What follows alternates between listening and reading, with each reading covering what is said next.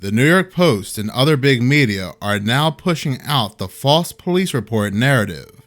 You are now within minutes of horror, and your only chances of survival is hitting that like button. With that being said, let's continue on with the video. So I thought I was fighting the good fight. I thought I was spreading the message that this police report is absolutely bogus. But apparently the New York Post and other big media are running with it. The New York Post has released an article saying they have released the identity of that MFer is not real woman, is Tiffany Gomas, a marketing executive. New York Post even releases photos of her home saying she lives in a $2 million home. Can you believe that?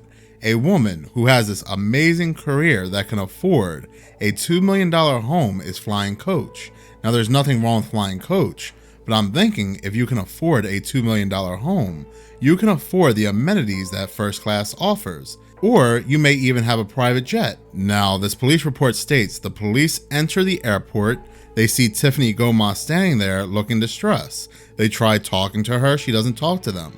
You do have every right not to talk to police. That is true, but that does not mean you will not be arrested. Just because you do not want to talk to police doesn't mean you will not be detained. Now, people in the comment section of that video that involved the police report said, what would she be arrested for? She didn't do anything. She voluntarily left the plane.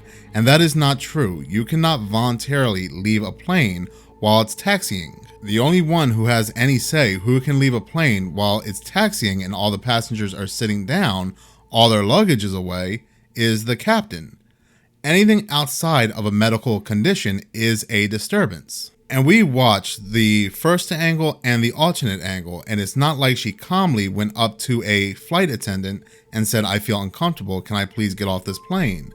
No, she was really panicking. And then, instead of still listening to the flight attendant to sit in another seat, she gets up, goes to the front of coach, and tells everybody, you can all die with him, I'm not. And she leaves coach. Now yes, we can all agree prior to telling everybody that they can all die with him, it does look like she could just have gotten off the plane without any detainment. Maybe they would have questioned her, but she wouldn't have been detained. But to the point she turns around and tells everybody, you can all die with him, in a world post September 2001, it now has to be taken a little bit more seriously. The fact the police did not question her or detain her for that comment alone is insane. Because what if she was hinting to terrorist activity? What if she overheard something? What if she overheard someone that could cause massive loss of life on that plane? The police report also does not state that they questioned the person she was accusing.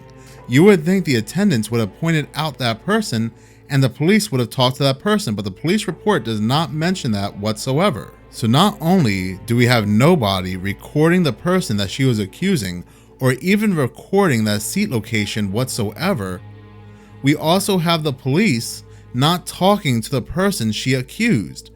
They didn't even talk to his family members. The police report also mentions that bogus narrative of her accusing somebody of taking her AirPods, something we never see once on video, her mentioning the AirPods. We do see a flight attendant walk up to her telling her, you accuse somebody of taking your stuff, but she comes right back to her and says, I don't care about my stuff. I just want to get off this plane. And yet big media wants us to believe this police report that is filled with holes. The police report states the female then started claiming the aircraft was not safe and did not want the aircraft to leave due to her believing it would not make it to its destination.